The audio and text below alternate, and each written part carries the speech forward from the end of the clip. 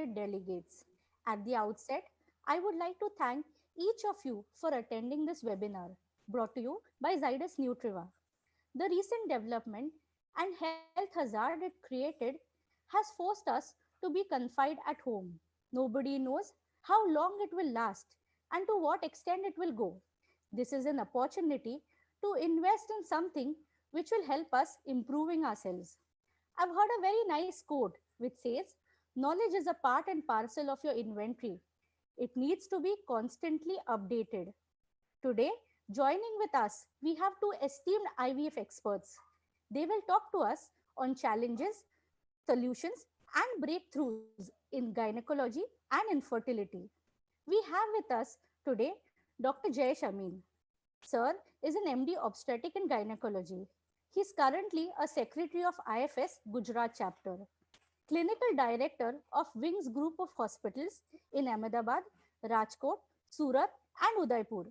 Sir will talk to us on management of male infertility. Joining with us today, we have Dr. Shivani Sajdev Gaur.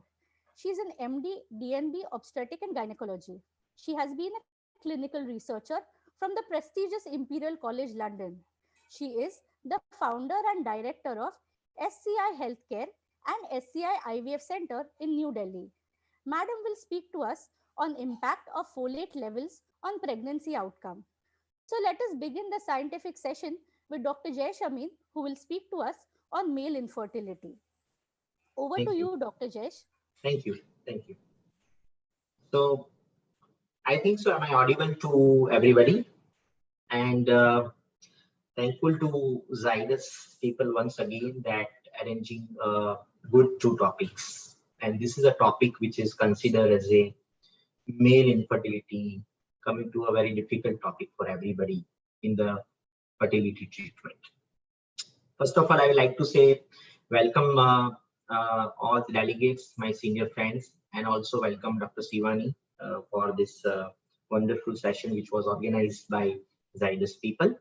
And in this difficult COVID-19 situations, we all people are just fighting in a dynamic way, and let us hope for the best. We pray God that will come out in this difficult situations. So we'll start the lecture. Ayush, just make a, yes, my slide. Can you just share the slide, Ayush?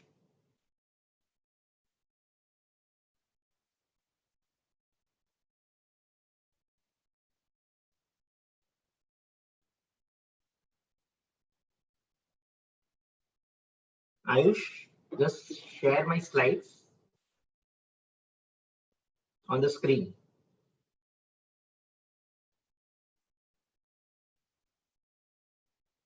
Yes. So here we are going to discuss about management of male infertility. It's a huge topic because we are converting whole management all, like something from normogospermia to azoospermia. That is what we want to discuss in today's management of male infertility. So let us start something. First thing is that we know that around 30% male are having 15% overall infertility. Out of that, we can say 30% is having the true male infertility, 30% true female infertility, and both we are observing that around 10% and male and female both are having infertility. Where out of this male infertility, we know that 34% are unexplained infertility, and more of the part you can see something about 17% part is associated with the varicocele. So we can say 50% which involve the unexplained infertility, as well as 17% part which we can say something around varicocele is one of the major cause where we can have a male infertility observation. This is again something diagram that we can explain that again this is a publication of different publications where we can observe that yes, again the 31.7% of male infertility which was observed, where again 70% infertility is because of varicocele. And here what we can say something 9% is because of the some chronic, subchronic or minimal accessory gland infection which was observed during the course of the male infertility. This is a worldwide map that how it is arranged. We can say something in our African and Asian parts, still it is around 20 to 40%. But if you observed in the America, North America, and the Central Eastern Europe, that it is around more than 50 to 60% male infertility which was observed. So in Asia and Africa, it will be around about 20 to 40% of the male infertility which was observed globally compared to the European and American data which was published. Now let us go ahead that how we can just find out. You know that when the patients are having unable to conceive 1 years or active married life, and couple, when we advise to go a single standard gold standard test in the male part for the investigation is semen analysis. Still semen analysis is a gold standard first tool to diagnose the male infertility, where we are just going to offer the count, motility, and morphology.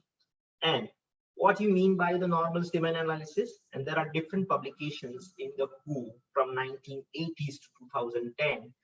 From, we can say something around 60 million to 15 million will be the last value. So considering the normal semen analysis, the word what we are using a normal, we can say something by the last 2010 publications that more than 15 million and 32% forward progressive motility and morphology more than 4%, equal to or more than 4% considered as a normal semen analysis.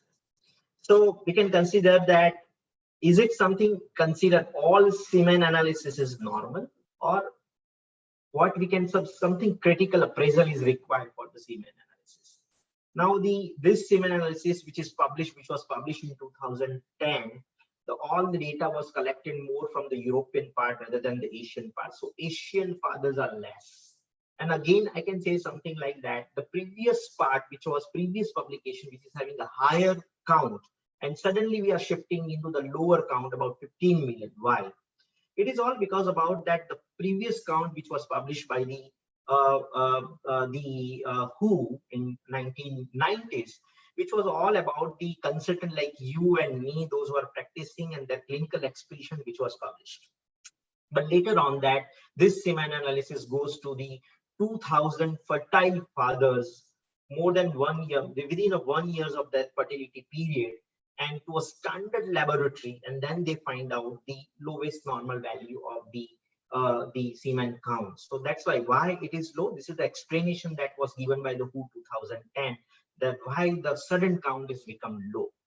But and as we want to know that if we focus on this 2000 fathers, those who are fertile within 1 year of their active married life, then we can, I already said that all our data is collected from the European world, the Asian fathers are not there. And if you see something like that, father, those who are having suddenly considered as a abnormal, means because the previously count threshold is higher, they become suddenly abnormal. And because of that, the question arising in mind that are we over treating those patients, those who are previously published WHO criteria, or are we are at present that the 15 million threshold, are we under treating? Again, the question will arise that only 5%, if you see the only 5% of the population of that 2000 father do have a count of 15 million and 32% motility. More than 15% I do have a more than 40 or 50% count, and motility is also more than 50%. So only 5% population is having a count. That's why we are considering the low normal value of the semen. And it also having some question arising in our mind that the people, those who are treated for varicocelectomy, previously, because one semen analysis is normal and presence of grade 2, grade 3 varicocele, but they suddenly become normal because they are not advised to go by varicocelectomy because the semen analysis has become normal. So are we under treating or are we something over treating previously? That will be questions that will be required. And because of that critical appraisal, we need to go beyond. So only semen analysis, which will not going to be explain the fertility power of the male. And we need to go beyond semen analysis, beyond count and motility.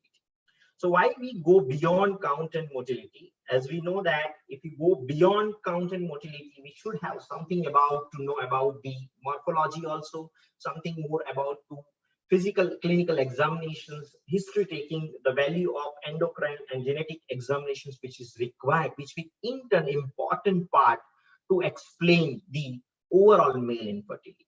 Then what it about beyond semen analysis?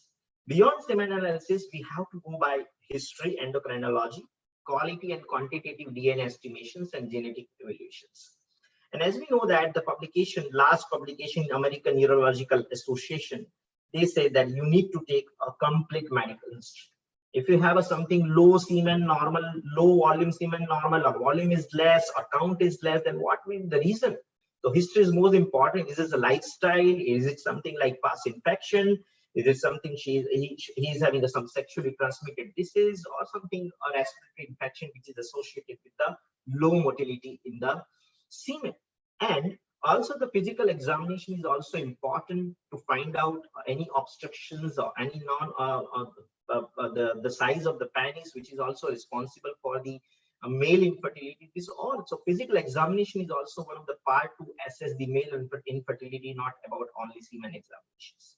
Looking to that what are the criteria and guidelines that was given by the American Neurological Association. They says that an endocrine evaluation should be required when count is less than 10 million. There is a decreased libido. That means if you have an impaired sexual dysfunction or other clinical findings suggestive of a specific endocrinopathy, in that conditions, you can advise to go the patient to go over the endocrinological evaluation, maybe FSH, LH, testosterone, and prolactin, thyroid, and what's else. Now, looking to that, we need to also advise when you have a low volume in on your semen analysis, you need to also have a differential diagnosis of retrograde ejaculation. So whenever there is a count, volume is less than 1 ml, we need to suspect it is hypogonadism or something. It is also associated with the azoospermia, or it is associated with the retrograde ejaculations. In that conditions, to bifurcate, we can have a post ejaculatory urine analysis, or we can go by transrectal ultrasonography to differentiate whether it is obstructive or non-obstructive azoospermia. Where sometimes oligosteatoadenospermia, we can also proceed for have a diagnosis of varicocele. I know that for the diagnosis of varicocele, clinical examination is sufficient, but to add on, in an obese patient, we can also have a scrotal USG or the exact size of the testis for this sonography of the testicular sonography. Now, what about the ROS? Clinically, at present, we are not doing ROS because we are proceeding the patients when it is multiple failure. We are proceeding the patient for the ERT and choosing the sperm by the different technique to go by the ICSI techniques. And as far as concerned the infection, if patient is having any symptoms of infections, of if there is more than 1 million, 1 into 10 to 6 leukocyte, so leukocytospermia will be visible. It might indicate that there is a high level of ROS, or he might have some infection, the chronic infection, especially type 2 diabetes male patients. Those maybe have a chronic male accessory gland infection, which in turn leads to a more persistent leukocytospermia. So it should be investigated, because if you have a chronic infection, leads to effect on the oligoasthenoanterior, will in turn leads to the damage to the DNA. What about the genetic screening in the semen analysis?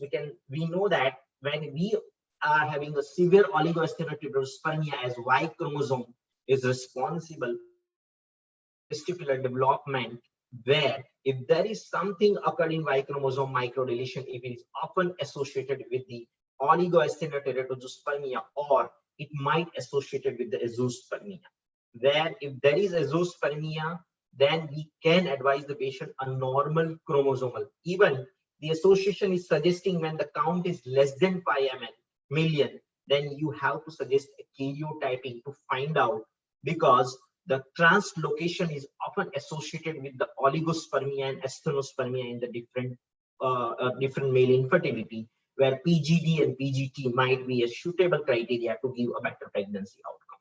And when there is a non-obstructive azoospermia, you can also advise the CFTR gene to counsel the patient to have a recurrence in that analysis. The word which is we are hearing very repeatedly, that DNA fragmentation beyond count and motility. Why not we measure the DNA fragmentations? And first of all, I would like to say something what you mean by DNA fragmentations, and what are the pathophysiology which will in turn leads to a DNA damage to the male factor, and it lead to infertility. If you see something like that, there is a natural system. It is considered natural ROS production is there, and again that the body is having the power to secrete or produce antioxidants like vitamin C, vitamin E, coenzyme Q10. All are naturally going to produce. But why there is an imbalance? If you see there is an imbalance, in which condition it is going to be imbalanced? Yes, first of all, with your lifestyle, maybe your tobacco, alcohol, and drugs. If there is an infection, there are some chronic disease in the testicular part or in the body. There is some pathology like varicocele or cryptorchidism and torsion. And again, certain things which is heat, pollutions, radiations, age, autoimmunity, all medications, all will increase ROS production in the body. But then what? If your body is not going to increase the production of the antioxidants in comparison of ROS production, it will have a damage. It will create oxidative stress, which will have protein damage, membrane damage like lipid membrane damage of the sperm, and the DNA damage lastly for the nucleus damage to the sperm. And in turn leads to a bad morphologically and bad qualitative sperm will lead to male infertility. So we need to have a better lifestyle and better antioxidants whenever this is exposure of different oxidative stress during the life. So by that, why this DNA fragmentation fragmentation is? What are the indication of DNA fragmentation?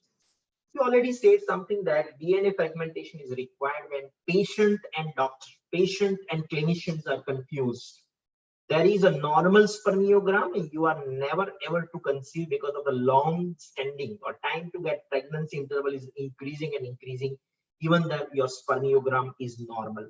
And the couple doesn't want to go by IUI, you can explain that there is a chance of DNA fragmentation apart from female factor is normal. You can have a multiple IUI failure, more than 3 IUI failure, and again she is not conceived and you want to counsel the patient to go for IVF or ICSI, then again you can have a high semen DNA fragmentation. And you can counsel the patient for IVF if there is a DNA fragmentation is high. Repeated blastuation failure, repeated IVF failure, and when there is a recurrent miscarriage or when there is an advanced paternal age is associated in that all conditions, for better counseling part, you can always advise the patient, or to find out what is the reason behind it, you can go. As we know that higher the DNA fragmentations, you might have a less results and more abortion in IUI as well as IVF. These are the publications which suggest that higher DNA fragmentation will lead to less result as well as more abortion. But then which are the techniques? The different techniques are available, and the comparison of technique, the publication, the meta-analysis, it says that alkaline comet technique, this is the publication which says alkaline comet technique. The human reproduction, again it says that the alkaline comet technique will be more higher sensitivity and specificity against the other technique which is available for DNA fragmentation. But then what is the cheap and easily available technique that what we are using in our clinic is sperm chromatin dispersion technique, SCD, halo and non-halo. If there is a halo, then there is a DNA fragmentation is there, and non-halo is that it suggests a no DNA fragmentation. But then what is the SWOT analysis? Where to do, where not to do? What is the advantage of DNA fragmentation? Are we on the pace to do DNA fragmentation? That I will decide in my next slide. But here you know that the strength, yes, to find out detail beyond motility and morphology, that we can find out that why it is going to. But that if you see the weakness, that which technique is good, what is the exact threshold level that where we explain the patient to shift toward the other treatment, these are the weakness and the threats that all the organizations, all the professional societies still not recommending, like ASHRAE and ASRM is not recommending the use of DNA fragmentation, the routine use of DNA fragmentation beyond the semen analysis. Opportunity, this test might be going to be stable in the future to provide a better sensitivity and better taste and cheaper taste, because it is very expensive. When it will become easy, cheaper, and sensitivity will be higher, this is the opportunity where we can explain the patient and treat the patient rather than motility. To go beyond that, we can treat the patients according to DNA fragmentations and shift the patient is she required IUI, IVF, or normal to wait for to time to get pregnancy. Now, these are the evidence which says that evidence is very difficult to show to use DNA fragmentations, and the clinical utility of sperm DNA integrity testing, a guideline, it said the ASRM and ASHO says that there is insufficient evidence to recommend a routine DNA integrity testing for patients undergoing IVF and ICSI. But then what are the limitations of this technique? Even you know that there is a high DNA fragmentation. Are you going to separate the sperm from that by this technique? No. So for the separation for the sperm from the high DNA fragmentations, you need to select a sperm selection technique. Which are this sperm selection technique that we are going to discuss in the next slide? It might be double density gradient method. It might be MAX, it might be ICSI, or it might be IMSI. These are the different sperm selection technique method by and large clinically going to reduce DNA fragmentation and select a better sperm to get and treat the severe male infertility with high sperm DNA fragmentation. Now look at that. Before the go to ART, we need to know that these are the oxidative stress, the different thing. If you see the lifestyle, obesity, infection, varicocele, and stress, these are the different lifestyle and all the factors which are involved. So we will discuss one by step that how can we deal it. And the first part is stress. This is the mechanism of action. I will not go in detail. The high coffee, high alcohol, stress, high red meat, low fruits, high temperature. And that's why I said which are the 15 methods to improve sperm, the do's and don'ts to improve the male infertility, to improve the lifestyle, which in turn leads to a better sperm quality. And again, we advise the high temperature.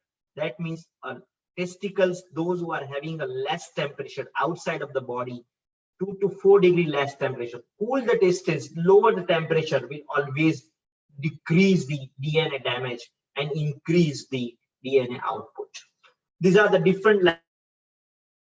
And as we know that in the era of radiations, where to put mobile and where to get avoid of laptops and all the radiation which is in and around our body, which in turn, so ultimately limitation of exposure of this radiation, which in turn lead to less exposure, will improve the less good output at the end of the day. Again, the obesity, a leading problem in our society. And as we know that obesity in turn leads to a less testosterone level and more estrogen level. In turn, it increased DNA fragmentations and will lead to a male infertility. In that condition, also it is associated with the diabetes and certain infection, which in turn lead to also a decrease in the libido. So what we can advise the patient, the weight loss, where we can follow the BMI criteria, and we should keep our BMI in the healthy weight between 18.5 to 24.9. Anything more than 25 should be treated with diet and exercise, and anything more than 35, that is called morbid obesity, and we need to also in certain conditions the criteria which will fit to bariatric surgery. I'm not in favor of bariatric surgery, but if the criteria is fit to improve the male infertility associated with diabetes mellitus and comorbidities, in that condition you can advise the bariatric surgery to improve the male infertility. Now what about the infection? The first part we already say diabetes, we already explained lifestyle, radiations, obesity. Then what about the infection? These are the different organisms: chlamydia, the normal routine organism chlamydia, ureaplasma, mycoplasma, enterobacteria, and gram-positive cocci, which are very common for the bacterial infections in the male part. Where we have to say something that routine use of semen culture is not advisable in before any ART procedure. So what, in which condition we have to suspect the patients and where we can advise a semen culture, especially when the patient is having a symptom like urethritis associated with more than 1 million leukocytes 1 into 10 is to 6 leukocyte in her semen, his semen, then we can advise to go by a semen culture, and by that we can treat her Maggie, that means considered male accessory gland infection. And these are the different criteria that if you have a history, if you have a prostatic infection, or if you have a more than 1 million sperm, out of this A, B, C, if a 2 factor is associated, A plus B, A plus C, B plus C, or more 2C factor is there, then we can advise antibacterial treatment according to the semen culture. But what will be the effect that if you have a persistent infection, especially that what we observe that diabetic patient, those who don't know that they are having a diabetes, type 2 diabetes, and suddenly accidentally they find out diabetes on investigation of male infertility, and because of the a chronic male accessory gland infection with type 2 comorbidities, for exposure of more than 3 to 12 weeks of this organism will lead to azoospermia, and after treating might they convert into severe oligoastenoid azoospermia, or sometimes they become normozoospermia if they treated early. But if they treated late, then they will convert into severe oligoastenoid azoospermia and azoospermia. Many of the time when it is associated with the diabetes type 2, especially we can have a persistent leukocytospermia, and these are the conditions where we can say there is a persistent damage to the male part, will in turn leads to severe oligoastenoid in type 2 diabetes patients. So these are the different ways that we can have a symptoms, and if there is a culture positive, then we can, according to culture positive, we can go and treat the patient. Now, what about the varicocele, which is associated with the oligoasteroid azoospermia? The clinical examination, the palpable symptomatic varicocele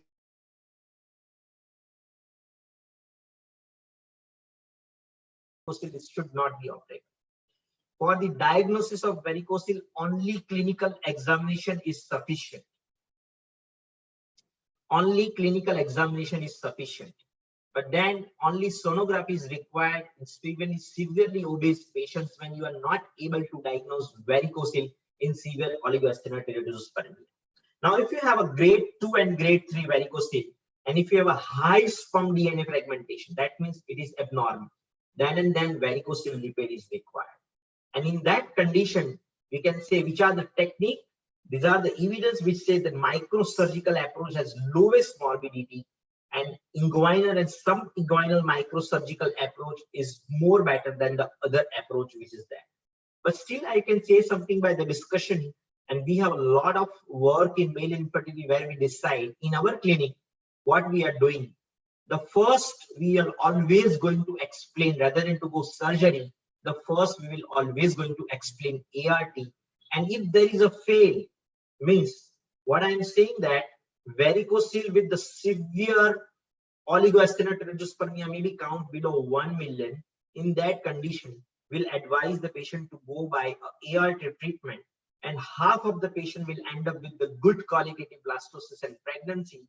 Half of the patient, those who are end up with the no blastocyst and failure to create embryo. In that condition, we can have a multiple freeze vial of the semen, and then we will proceed for varicocelectomy and advise for second ART after 3 to 4 months, then and at hope for the best quality of the embryo at the end of the day. Because there are still in the expert hand 1 to 3% or 5% still is a chance of azoospermia, because the patient, those who are in a progressive azoospermia and varicocele, they are coming in your clinic where FSH is still higher, 12, 14, and you are operating varicocele. These are the patients will be entered into the azoospermia, which required always previous ART exposure. If you do varicocele in certain cases, it is not going to be effect on the pregnancy output. This is the study which say that it will improve your sperm parameters of count and motility rather than morphology. It is not having any effect on the morphology. What about the ROS and antioxidants? These are the different ROS estimation, but we know that it is not we are routinely doing in our clinic. The antioxidants, which is empirically we are providing to the patient, to severe oligosteatosis. And these are the different publications. It says that you have to give during the treatment and maximum 60 days. Still, the level of evidence is very low. So we don't know either it is effective or not effective. Now, what are the other different measures that already patient is having oligosteatosis in your clinic? It has not been treated by lifestyle modification. It has not been treated by obesity. It has not been treated by giving antioxidants.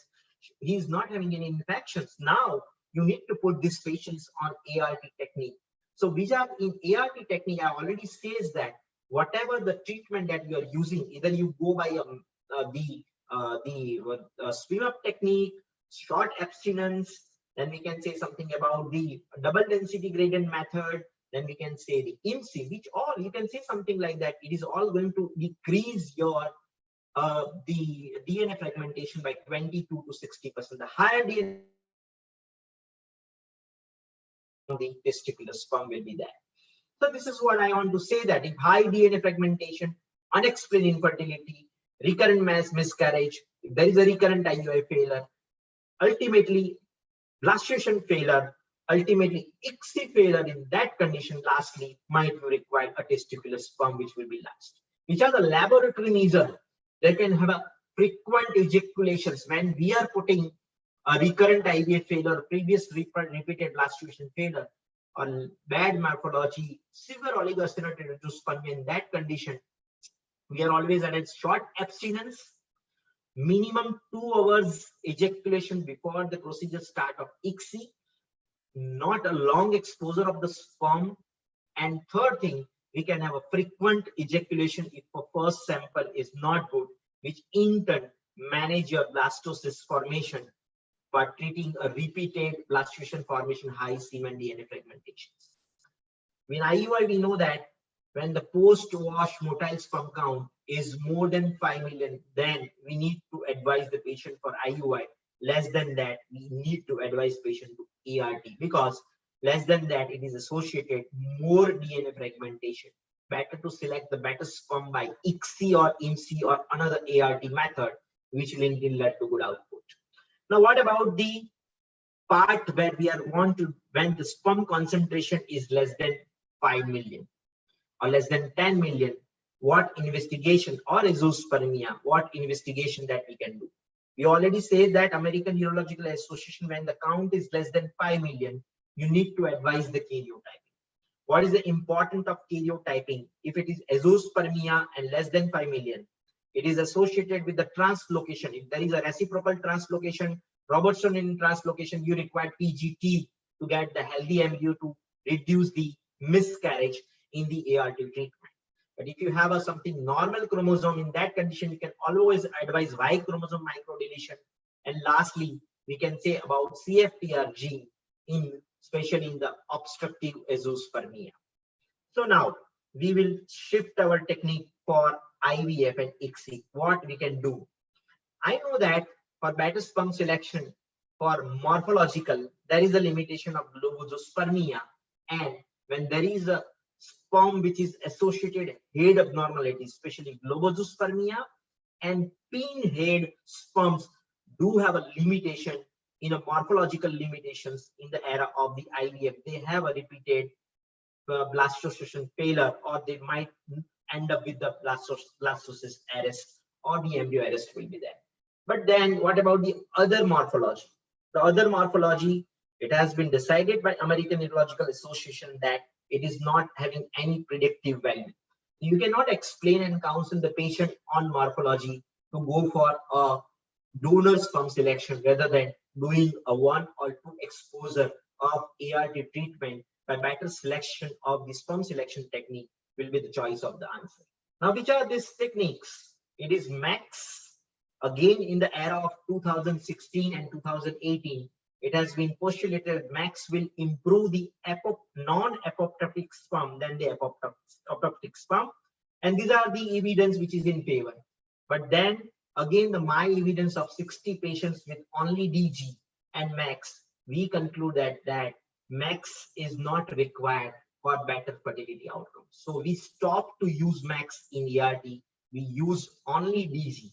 And which are the other selection technique? It is IMSI. We know that how we can perform IMSI, the more the vacuoles, more the bad sperms, more the DNA damage sperms. And we know that if grade 1, grade 2, the blastocyst ratio is higher. But when there is a large vacuoles and multiple vacuoles, you have a less blastocyst formation. But these are the positive publication for IMSI. But again, at the end of the day, Cochrane review explained that no use for IMSI for all. So I understand you cannot go for IMSI for all is not required in your routine ART procedure.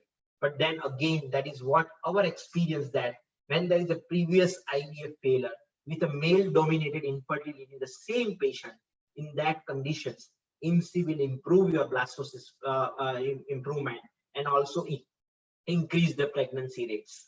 This is our own data of 50 patient ICSI only and 50 of the IMSI at Wings. We find out that in the recurrent IVF failure with male dominated infertility, IMSI in our clinic will improve clinical pregnancy rate by reducing the abortion, especially in the male dominated infertility. So conclusion is that we need to select the base sperm. At the end of the day, it might by different technique, or lastly, it might be a testicular sperm. But then when you use a lot of sperm selection technique, be aware that don't use all together in one patient, because then you are going to waste your time. Exposure of the sperm is higher, and ultimately you will increase the DNA fragmentation. So you need to make some strategy to better selection part. Now, regarding part that is what about when you end up with the azoospermia, low volume of the semen, then again, you need to also differentiate it is a retrograde ejaculation. If it is not, then clinical examination. This is the schematic diagram that you can have a clinical examination. Those who are not able to do clinical examinations, or those who are not experienced, and they are still have a doubt that whether this patient is having obstructive azoospermia, you can apply transrectal ultrasonography and pelvic MRI. By that, you can come to know either it is vas deferens absent, or either it is ejaculatory duct obstructions, or either it is a non-obstructive azoospermia.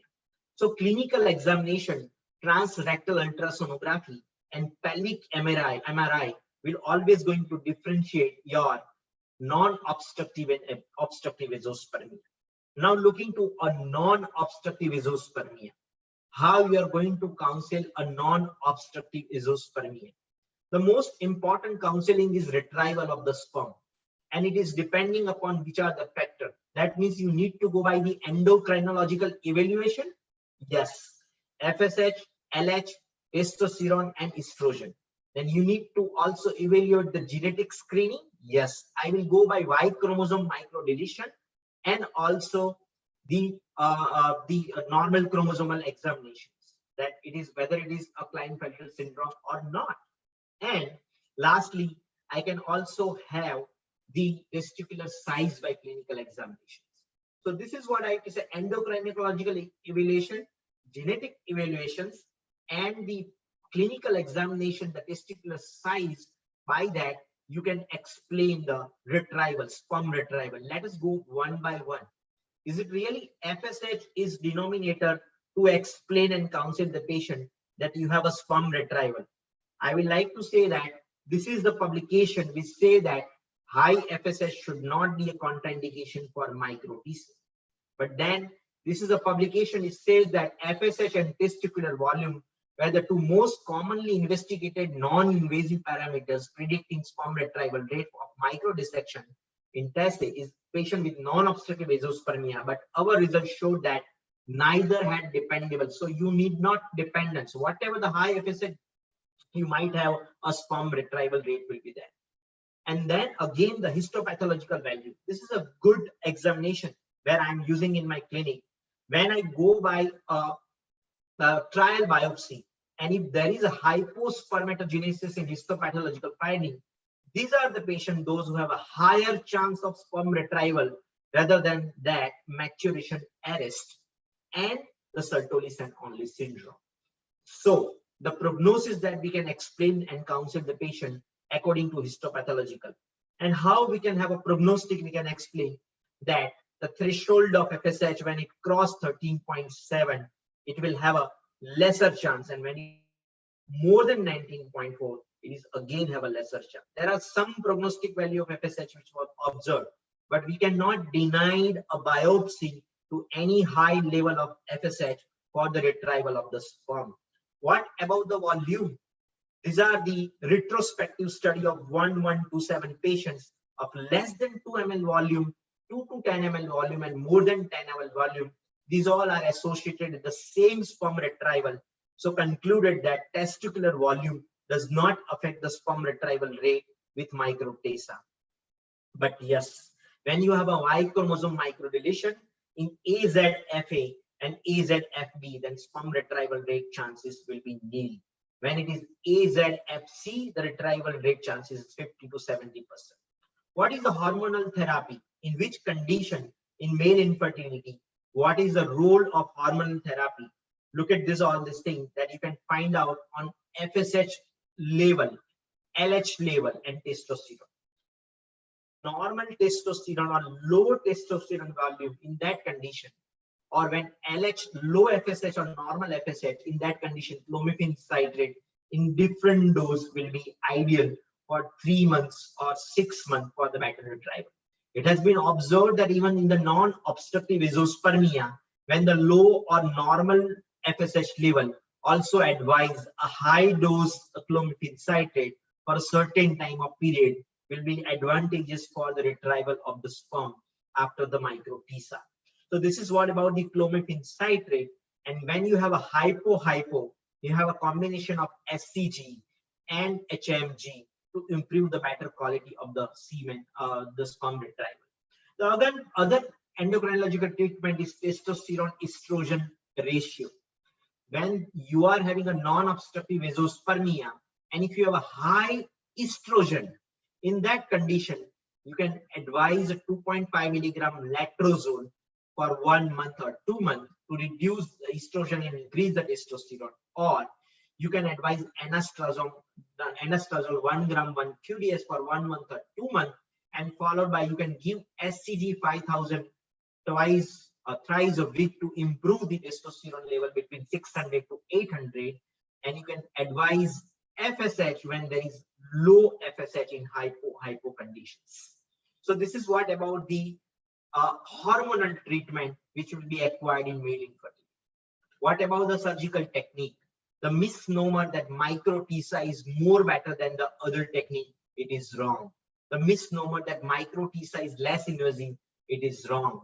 If you have a TESA and TESE, the ideal technique to go by a mapping of the testis by only 4 puncture, and if it is not retrieved, followed by 16 or 18 mapping of the testis, multiple puncture SSIG technique, where you might have a better output in the sperm retrieval. Even you fail, so in which conditions you have a 3 type of testis and FSH and genetic screening, where you have a fair optimum chance. In that condition, I think so aspiration is advisable. When you have an optimum, you have a mapping technique might be advantageous. And when you fail by mapping technique, a small testis, a Klinefelter syndrome, the high FSH, the previous failure to retrieve the sperm, in that condition, microtesa will be a rescue technique to retrieve the sperm. Now, what about the testicular failure, the rescue? The 49 of 219 men underwent testis mapping of the sperm extraction. And what about the maturation arrest? I like to say something when maturation arrest. If you have a late maturation arrest, then you have a higher chance compared to the early maturation arrest. And this is about the Sertoli cell only syndrome, that you do not counsel the patient that SOC will not have a least chance or no chance to have a pregnancy, because this is a publication. Even the low testicular volume with high or moderate FSH do have a fair chance of 40%, even in the sperm Sertoli cell only syndrome. So what do you mean by rescue microtesa? When you fail by a TESA or TESE and you don't have a sperm retrieval, in that condition, especially in the Klinefelter syndrome, or we can say in the Sertoli cell-only syndrome by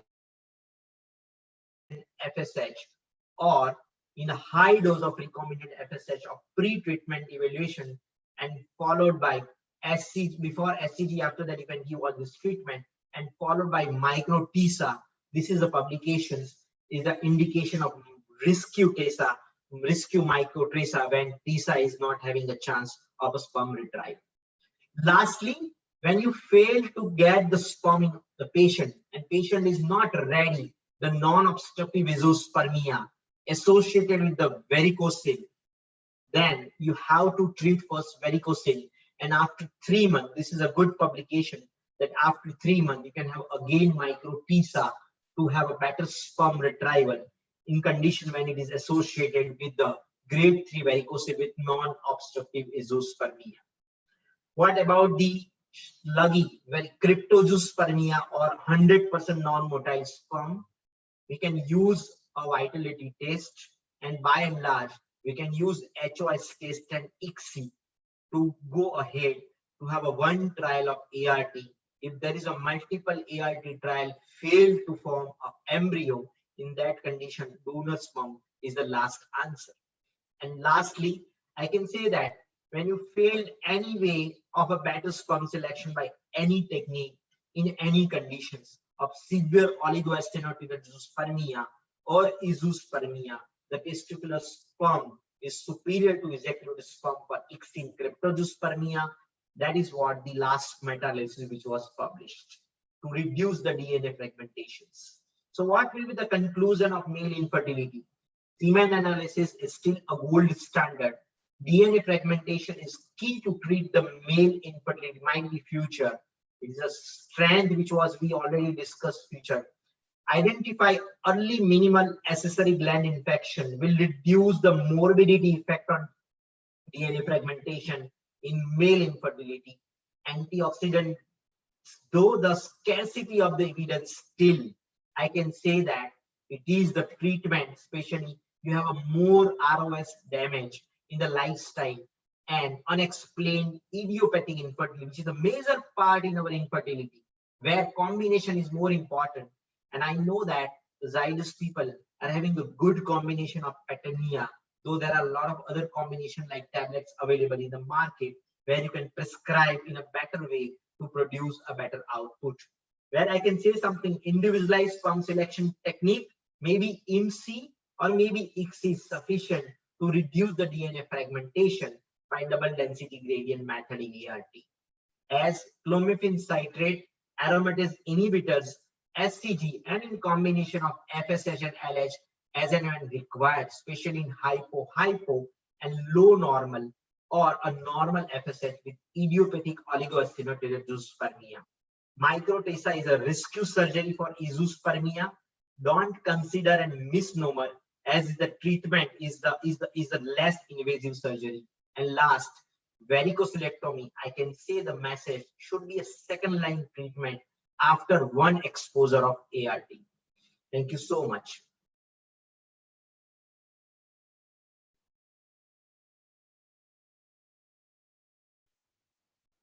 Thank you so much, Dr. Jayesh Amin, for the excellent session. Now, I would like to hand over the session to Dr. Shivani Sachdev Gaur. She will talk to us on impact of folate levels on pregnancy outcome. Over to you, Dr. Shivani. Very good afternoon to everyone, and thank you very much to Zydus for giving me this opportunity today. Today, I will be speaking on the impact of folate levels on pregnancy outcome. Can you see the slides?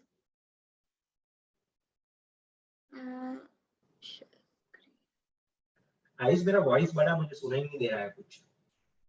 Okay, so the problem is that it says that the other participant is still sharing the screen. Because of that, my screen is not visible. So can you please request them? Dr. Jayesh, can you please stop sharing your screen? Yeah, I'm doing that. I'm doing that. Ayush वो मेरी screen शायद बंद कर दो. Yes.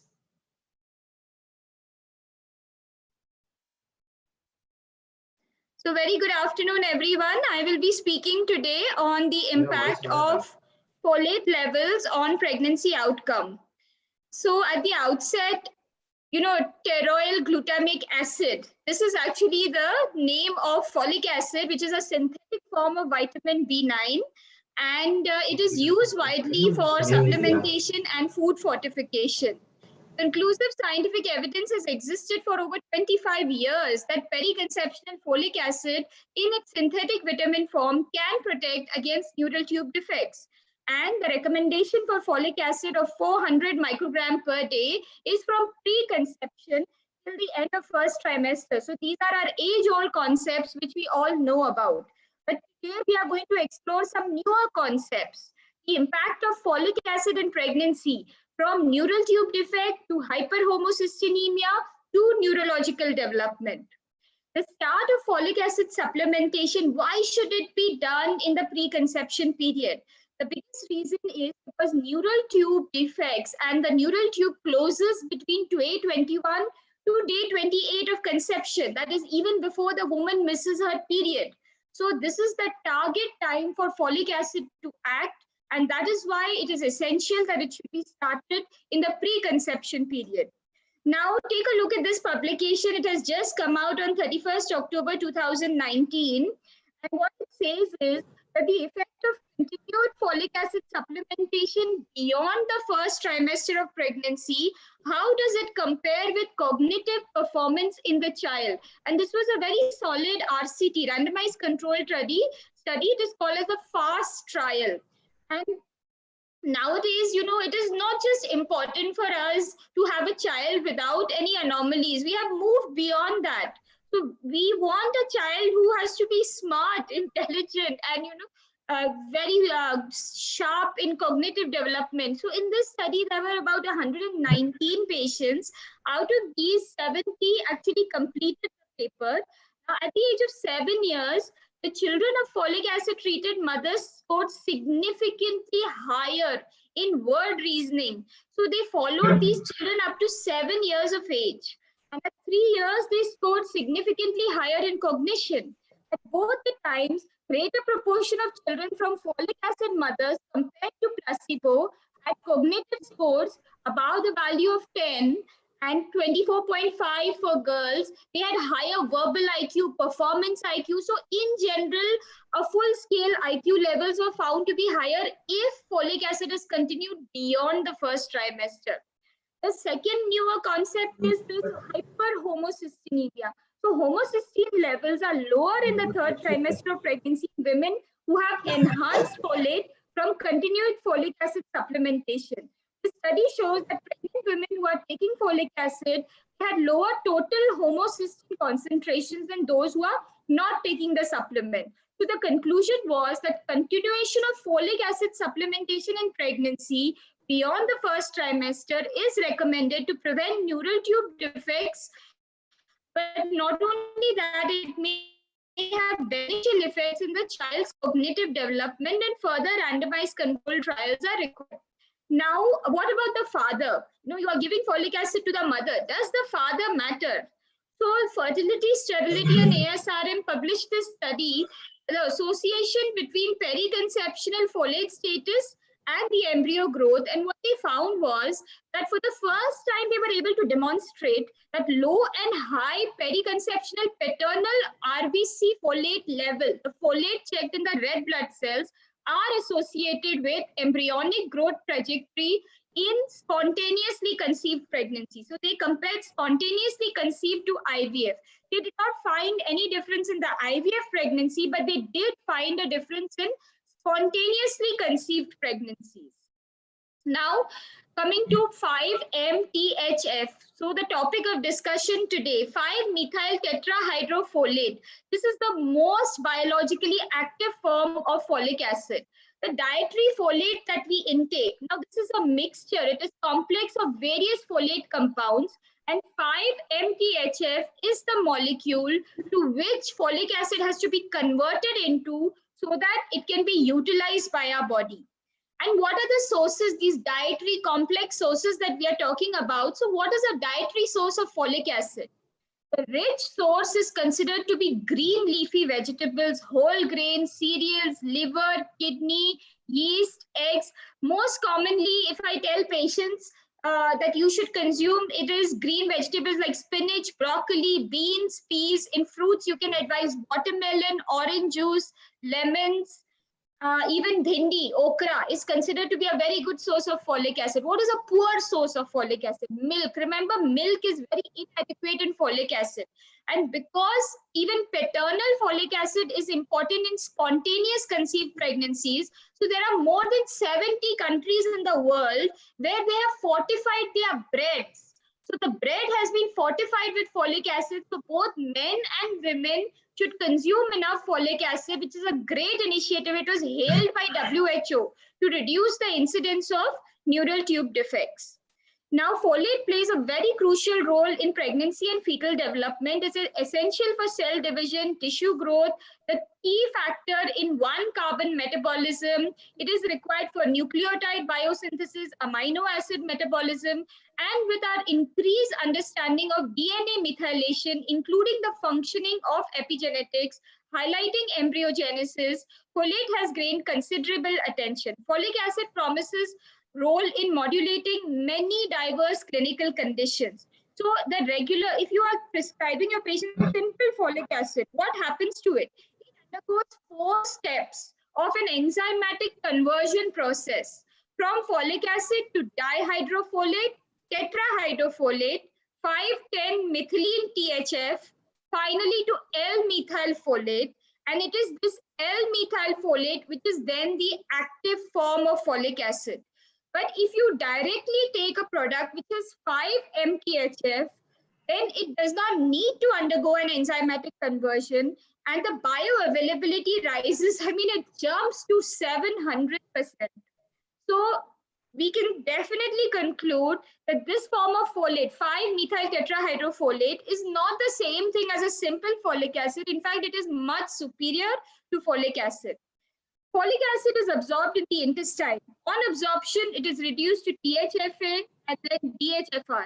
The absorption is pH dependent and there is an optimum pH between 5.5 to 6 which is required. There are many factors which are going to affect this pH like gastric illness, citrate, malate, ascorbate, and 5-MTHF is absorbed even if this gastrointestinal pH is altered. So which folate should we choose in clinical practice? Is it L-methylfolate or quadrifoliate? L-methylfolate supplement use and quadrifoliate use, I mean, the salt is different. One is with calcium and the other one is with glucosamine. So when a bioavailability study was done to compare the two, it was found that both there was no significant difference between the plasma levels of the calcium salt and the glucosamine salt. So that bioavailability is absolutely similar for both the salts. Now, what are the biomarkers? What is the test you can do of the patient to check his folate levels? The first one is just a simple plasma folate. You can also send the blood sample for a red blood cell folate. And the last test is homocysteine levels. The improvement in folate markers is directly proportional to these tests. There was a paper which was published in BMJ where they did the red blood cell folate concentration of the entire population. You know, they have these population studies which they are able to do, and they looked at it to prevent the incidence of neural tube defects. And this study was done to estimate the RBC concentration in the blood cells and assess the risk of neural tube defects. And what they found was that in women who have the lowest level of RBC folate, even a modest increase in their level of folate is going to protect them from neural tube defect risk. And the neural tube defect was high at this lowest level of less than 500 nanomole per liter. And the risk was substantially attenuated at concentrations of about 1000 nanomole per liter. So we can say that the threshold for optimum RBC folate concentration for prevention of neural tube defects is approximately 1000 nanomole per liter. Now remember, this is a population-based study. you cannot use it for an individual case of neural tube defects. So again, the WHO has also come up with the same guideline. The optimum serum and RBC folate concentration in women of reproductive age for prevention of neural tube defects is the same, considered to be around 1000 nanogram per liter. This threshold value is the lowest end of the distribution, above which all women in the population should exceed this value to achieve an optimum neural tube defect reduction. Now, I'm going to talk about the next aspect, where we come to hyperhomocystinemia. Now, folate converted into 5-methyl tetrahydrofolate, and this CH3 group is transferred to something called homocysteine, which then becomes methionine, S-adenosyl methionine. Now, the important factor here is that in the DNA and RNA synthesis, there is an important step of methylation, which is the basis of development of neural system, nervous system, and this is essential for neural tube closure. And neural tube closure, as we know, occurs during the 28th to 30th day of pregnancy, and the organogenesis continues even beyond 30th day of pregnancy. So in order for us to avoid congenital anomalies, the need is to quickly replenish the folate stores. And folic acid has been proven to reduce the risk of NTDs such as spina bifida, aneuploidy, and encephaly by as much as 70% if it is taken at least 1 month before pregnancy. What is the impact of hyperhomocystinemia on pregnancy? If there is an altered maternal nutrition, that means there is deficiency in folic acid, B12, B6 levels, and lower DHA levels. This results in disturbed methylation. That simple process where the DNA and RNA formation is required is methylation, which gets disturbed. Along with this, there is hyperhomocystinemia, and not only can it be associated with adverse effects in the fetus, but also adverse pregnancy outcomes. In fact, the blood concentration of homocysteine is directly inversely related to the concentration of folate, B12, and to a small extent pyridoxine, which is vitamin B6. But mainly homocysteine is linked with folate and vitamin B12. So what are the determinants of plasma homocysteine? There can be genetic factors like methyl tetrahydrofolate reduction defects, CPS defects, cobalamin mutation, Down syndrome, heterozygosity for MTHFR or CBS defects. There could be physiological factors. Just increasing age is associated with hyperhomocystinemia. Male sex in general is associated with more hyperhomocystinemia than women. Renal function, reduced GFR, increase in muscle mass. In a lifestyle, increased vitamin intake, folic acid deficiency, B12 deficiency, B6 deficiency is associated. Pregnancy actually reduces it. Renal failure increases, hypothyroidism increases it. The homocysteine levels in vegetarian and non-vegetarian lifestyle. Here we are specifically looking at epidemiology in India. In India, many people follow a vegetarian food habit. I am a big proponent of that also. However, we must know that unlike some B vitamins, B12 is not found in any plant food, except in some cereals or some food where they have deliberately added B12, it is not found. So that is why there is a higher level of homocystinemia, high homocysteine levels due to B12 deficiency in our country. B12 is found in many meats, fish, smaller amount in milk and eggs. So that is why it becomes very difficult for people who are following a strict vegetarian diet to get the necessary amount of B12. Homocysteine concentration in pregnancy is paradoxically lower. Pregnancy is a condition which itself treats the hyperhomocystinemia. Why? Because there's hemodilution, there's raised GFR, hormonal changes of pregnancy, and increased fetal uptake. But if there is hyperhomocystinemia in pregnancy, there is a 2 to 3-fold increase of DIH, abruption, IUGR, HIP syndrome, intrauterine growth restriction, even intrauterine fetal death has been associated with this. Women with hyperhomocystinemia have increased risk of pregnancy complications. Adverse pregnancy outcome was published in the Journal of Nutrition. In BJOG, British Journal, maternal hyperhomocystinemia is associated not only with these complications, but also with abortion and early pregnancy complications, congenital heart disease in the fetus. And of course, numerous studies have linked hyperhomocystinemia with spontaneous abortion, fetal death, preeclampsia, IUGR. So if you have a case where you have unexplained fetal death, possibly the woman could have had hyperhomocystinemia, which could be behind it. So folate, B12, B6, and homocysteine have a significant impact on pregnancy, and Maternal and Child Nutrition in 2013 has published a study which said that low maternal red blood cell serum folate levels and high plasma homocysteine levels at 18 to 20 weeks of gestation are associated with significant IUGR. And maternal homocysteine also correlates with markers of the maternal DNA damage. Again, folate, B12, and B6 supplementation is found to be very effective and safe.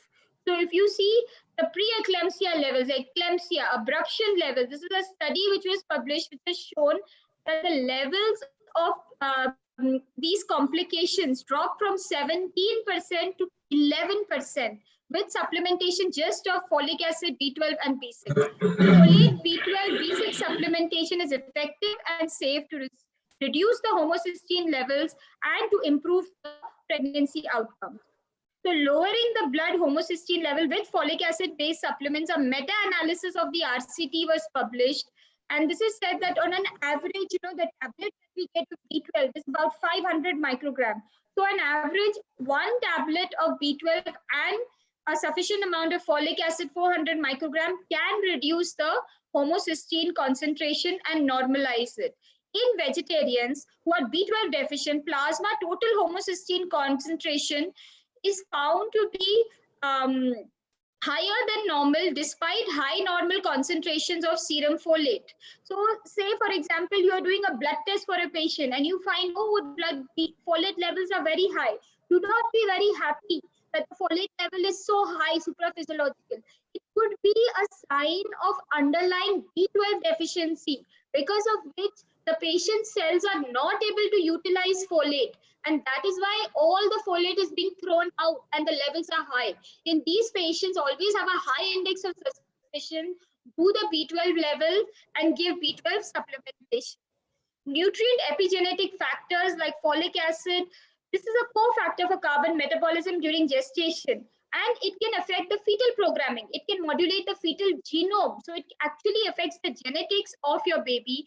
Maternal intake of folic acid can result in epigenetic modulation. So an entire generation it can affect by affecting the genes which are altered, and it is a key candidate for development of genes. Now, is there a need to maintain high intake of folic acid throughout the pregnancy? Of course there is, yes. So this is exactly what I mentioned in the earlier part of the study. Women who stop supplementation of vitamins and folic acid after first trimester of pregnancy will not be able to get its benefit on IQ levels and cognitive levels of their child. And this is a very widely cited paper, which is this FAST offspring trial. And this shows that periconception folic acid prevents neural tube defects. However, even when the supplementation is continued in the second or third trimester, these babies that are followed up to 7 years of age will get the benefit of it. And homocysteine levels. So if you actually measure the homocysteine levels in the third trimester of pregnancy, these levels will be lower in women who have been given folic acid supplementation. So this is a very, very strong reason and robust study for us that we must supplement folic acid even throughout the pregnancy, throughout the third trimester. Now there is something called as DHA. When DHA came, it came, there's something which will lead to a better brain development of the child. So let's take a look. What is the evidence? Is there requirement of DHA with B vitamins in pregnancy?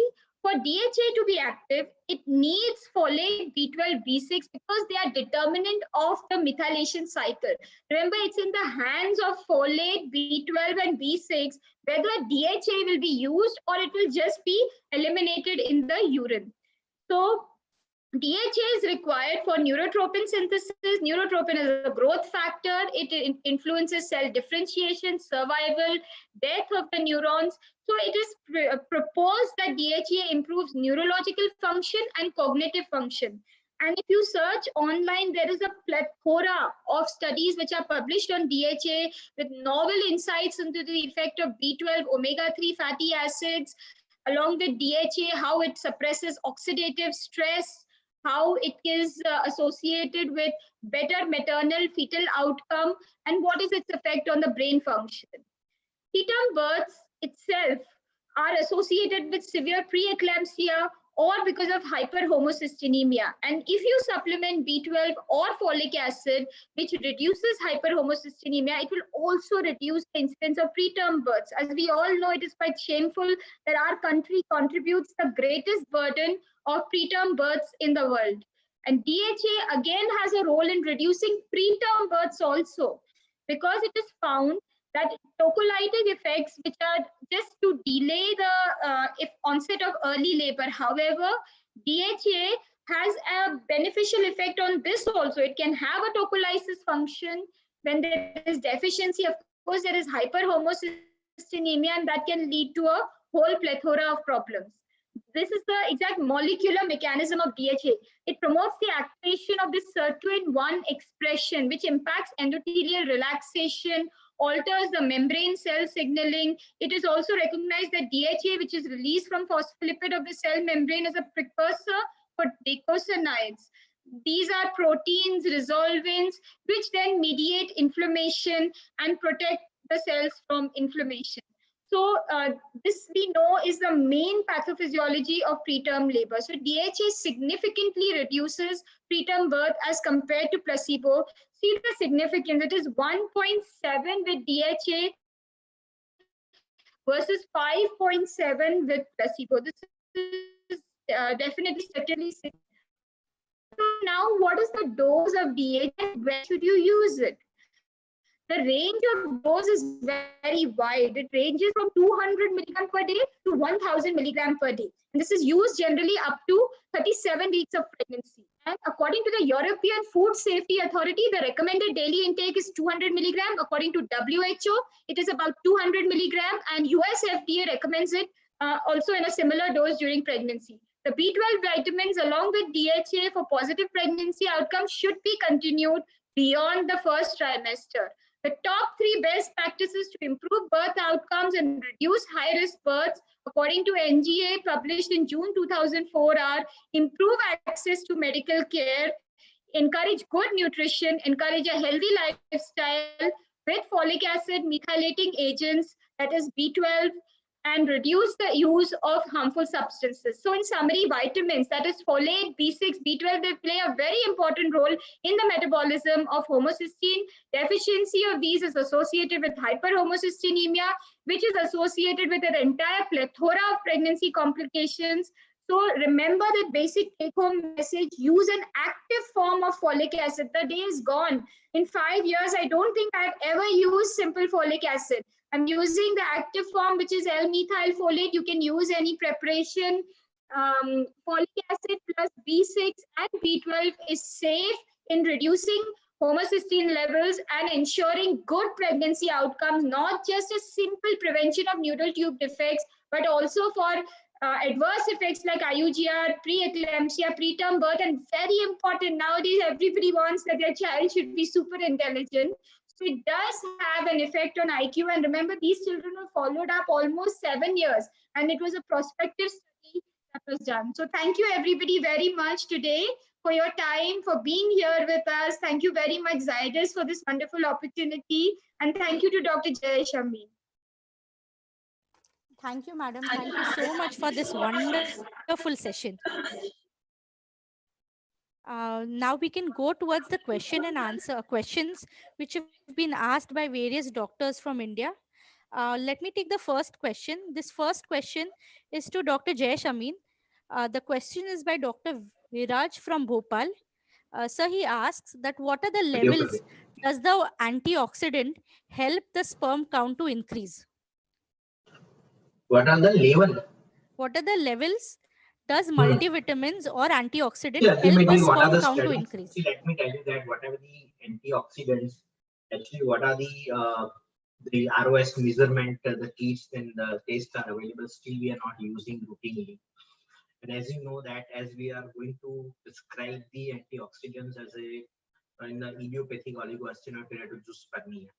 So there are certain meta-analysis and still the exact dose is also I already mentioned in my study that L-carnitine and this is the dose, vitamin E, this is the dose, vitamin E, this is the dose. So these are the doses suggested by the different studies.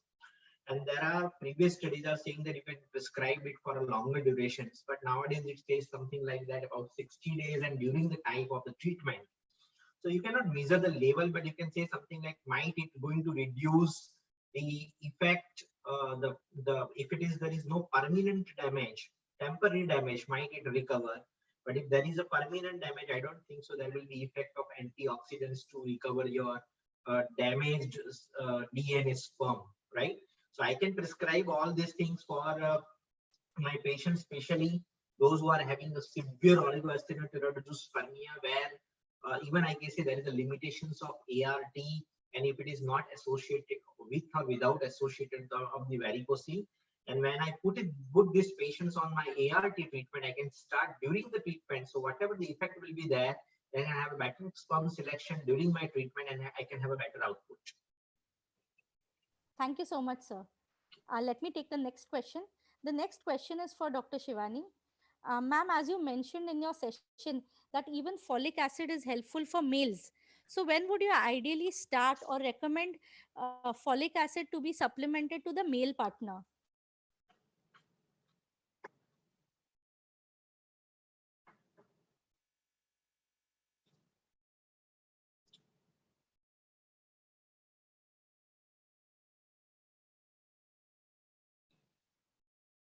I think we've lost Dr. Shivani's contact. Let me take the next question for Dr. Amin. So the question is, when do you do semen culture? What is the permissible level of pus cells? The thing is that most of the time you will end up with the because it is very difficult to differentiate, but we can say leukocytospermia. When the leukocytospermia is more than 1 million, right? You can anticipate it that it is associated with the infection inside. And why the semen culture is not that much of routine in the IVF, because it is maybe it is not because of the glandular infection, maybe infection from the urethra and where it is. So even it is if it is not symptomatic, if patient is not symptomatic, there will be no any significant of the uh, the semen culture in the treatment of the male infertility. That is what my suggestion. Another question from Dr. Kamle, who's from Miras. He asked that there are so many molecules of antioxidants, but out of this, if you have to select one, which do you think has the beneficial effect in treating male infertility? See, I will say if you see the Kruger additions, because you know that all people are using different molecules and antioxidant which was available in the market. And if you ask me my clinical experience, then I can accept that. I cannot easily say something that because of this is going to be improved. But then it should be always combination, should be always vitamin E in a certain good dose. There should be some L-carnitine, acetyl-carnitine combination should be in the dose, good combination. The combination of the CoQ should be there inside, lycopene should be there inside, the zinc is there, selenium is there, vitamin C should be there, right? So these are the different combination in certain dose that I already mentioned, because I could not remember all the values of the dose. And if this combination is right, and your indication will be right, and might not, there will be no data available, or there is no test is available whether the sperm is really damaged in a permanent way or temporary way.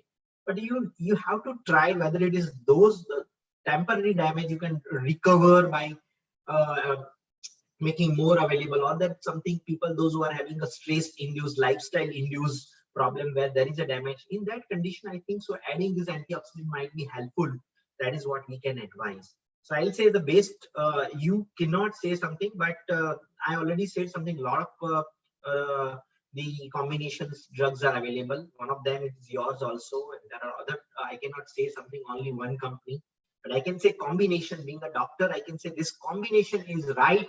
Then you can prescribe the right combination in the right indication. Will have a better outcome.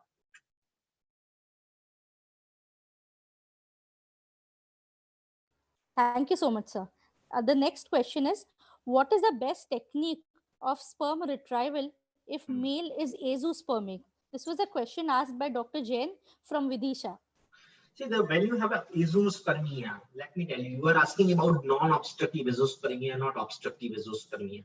If there is obstructive azoospermia, we know that the single needle aspirations and we can have a multiple sperm by the epididymis that we can consider as a PESA. And if it is a failed PESA, and then lastly, we can use the micro PESA technique. So microscopic technique will be always more invasive. It should be a last rescue technique for even after obstructive azoospermia. Now, looking for the non-obstructive azoospermia, what we are doing at our clinic, that suppose I already said something, those who are a good prognosis patients and low prognosis patients. But I know that sometimes what happens, even you have a good size of the testes and a good volume, good normal FSH, even the chances that there will be no sperm retrieval. So I will always counsel my patient that will be not depending on any criteria of size of the testes or FSH. Though only one strict criteria is presence of Y chromosome microdeletion AZFA and AZFB, where the sperm retrieval chance is less. Saying that, I can put the patient first on the only PESA with the scalpel needle of 18 goes, and with the 4 puncture. So I can make a 4 puncture without driving the testes outside. And in that 4 puncture, if I don't have any sperm, then I can have some slight peak on the scrotal wall in skin, and then I can deliver the testes, and then I can make mapping the testes, and I can increase my puncture on the testes by getting more and more tissues.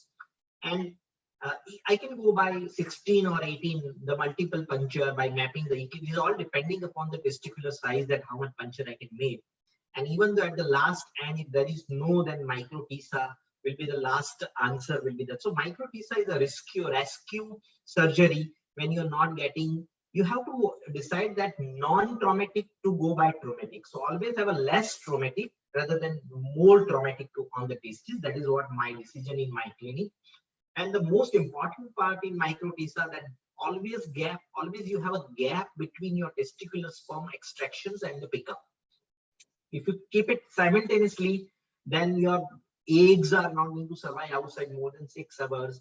And sometimes the 12 hours optimum period is required. So what we are always doing, that we are keeping it the pickup in the evening part, and in the morning we can keep the micro PESA early in the morning, so we can have a better weightage of the sperm availability from the tissue of the sperms, and we can give a better chance. And then will be embryology should be very they should be very cool. Your embryologist should be very cool. They should not in the hurry that okay, sperm is not available. You should wait for sometimes 4 hours, 6 hours incubation period is required to get the sperm extraction from the tissue. So I will say non-traumatic, less traumatic to more traumatic technique, gradually from 4 puncture to the mapping technique to micro PESA is the last result, and you can have a better output. You can perform first PESA, and then later you can have put a time in between, that you can have a time to have a retrieval of the sperm. Your voice is not, I'm not getting your voice. Thank you so much, sir. The next question is from Dr. Neelam Gulati. She asked, how does hormonal injections affect male infertility? Yes, this is a very good question of hormonal therapy and male infertility. I just make a 1 or 2 slide, and might be possible somebody is not understand that how, in which country. Let me make it very simple. That you have a 2 way to give this the hormonal therapy. One thing is that you can have an oral form, and you will have a injectable form. Now in the oral form, you have a 2 treatment, that whether it is having aromatase selective estrogen receptor modulator like clomiphene citrate, or you can have aromatase inhibitor like letrozole or anastrozole. So let me tell you, when FSH is very high, these are the cases where this is not that much of effective. So you should be always aware that when FSH is normal, low normal, or very low, these are the conditions where clomiphene citrate will be acting. So ultimately, if you have a severe oligoacidosis, right, and you require treatment, because you require treatment, then clomiphene citrate, maybe there are a lot of studies, those who say 25 milligram and 4 days off. There are a lot of study that 50 milligram 3 times a week or 150 milligram higher dose will have a higher chance. Gradually, you can increase the clomiphene citrate. There are different techniques out there you can imply. And even in the azoospermia, when the low normal FSH or normal FSH, in that condition, you can give a clomiphene citrate. Now, the another technique to use aromatase inhibitor, that is, you have to do when there is azoospermia, you need to measure the FSH, LH, testosterone, and estrogen. Now, if your estrogen is higher, where estrogen is higher? When the male is obese. Because of the obesity, the estrogen is higher. In that condition, that the PE ratio is less than 10. That means your testosterone is 300 around, it is normal, but your estrogen is higher, more than 30. So when estrogen is higher, the PE ratio is less than 10. In that condition, you can give anastrozole 1 milligram QDS for 1 month, or 1 month or 2 months, and again you can see the estrogen and you can see the TE ratio. And if the TE ratio, again the one thing is that if your testosterone is between 600 to 800, keeping testosterone 600 to 800, it is always better. It will have a better spermatogenesis. In that condition, you can add 2000 or 2000 IU twice a week or thrice a week of 5000 IU. Even you can increase by testosterone. And lastly, I will say in all of this during condition, if your FSH is low, that means hypo. In that condition, you can add 75 IU to 150 IU twice or thrice a week after giving SCG for 1 or 2 months. And there are a lot of papers are available, and there are a lot of experience also that you can give in Sertoli cell aneurysm syndrome. They say something, they're giving 12-month therapy, and they have 14 patient studies that we retrieve 40% sperm retrieval rate is there. Especially in the maturation arrest, also they do a rescue microtesa by giving us the hormonal therapy. So these are the things where you can give. And I would like to say hypo, low FSH, low LH. In that condition, you can start 1 month, 2 month SCG and followed by the combination of HMG and SCG for 6 months, 12 months. And then also you can have a better ejaculatory sperm, or it might have a micro tessa, and you can have a better sperm output, especially in the hormonal treatment in male infertility. Thank you so much, sir. That was a very simple explanation. Thank you so much. So the next question is from Dr. Varsha. She's asking, what to do if the sperm count is drastically falling at a faster rate? So this is a very good question. This is what I'm saying. The person who is having a sperm count, when you see something, it is drastically reducing, that means something is going on inside her body. So his body, you need to find out either it is varicocele chronic is present, either there is a subchronic infection is there, or chronic infection. It is associated with the diabetes. These 3 things I would like to find out. That these 3 initiators which are, and then also the general condition of the patient is also important. That what is the general condition, if there is any of the chronic diseases inside the body. These all things will lead to a lower sperm count, drastically reduction will be there. Now you can treat 1 by 1 by maintaining the level, and during that time also you can also see the FSH level, because it might have when you examine the weight. This is a long chronic procedure which is occurred before so many years, and he arrived at your clinic when you examine that FSH is almost 15 higher. So it's a progressive azoospermia, and this progressive azoospermia, if you have even the varicocele is there, don't operate varicocele. These are the cases where you can go directly ART when it comes to the certain criteria. Early ART, early selection of the sperm. I would like to put something question that only that whenever the sperm count is less than 1 million, certain criteria is less than 5 million, but most of the time it is less than 1 million, then the difficulty arises, right? Beyond that, you can also advise fast ART treatment rather than to waste the time. My condition is that my explanation is that it is always better to use ART treatment in male infertility rather than to wait for IUI and other treatment. It is always having a higher failure rate rather than the ART treatment. Thank you so much, Dr. Amin. I extend my thanks from Zydus Nutria for being with us for today's webinar. Thank you so much, sir. Thank you, Jairus, for creating a good opportunity to speak on the platform for male infertility. Thank you so much. Thank you, sir. Thank you.